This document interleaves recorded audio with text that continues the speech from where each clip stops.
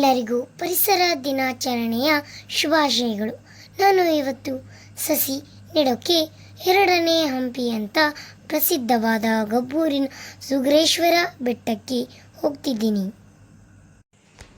ನೋಡಿ ಎಷ್ಟು ಚೆನ್ನಾಗಿದೆ ಈ ಬೆಟ್ಟ.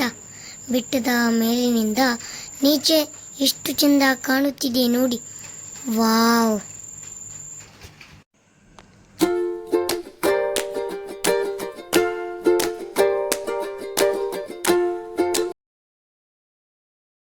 ತಂದಿರೋ ಸಸಿ ಆಗಿದೆ. ಮಾವಿನ ಹಣ್ಣು ತಿಂದು ಬೀಜ ತೆಗೆದು ಇಟ್ಟಿದ್ದೆ, ಅವನ್ನು ಹಾಕ್ತೀನಿ.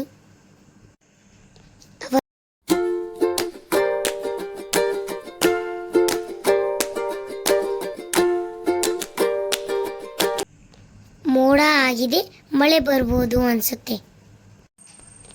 ನೀವು ಕೂಡ ಗಿಡ ಮರ ಬೆಳೆಸಿ.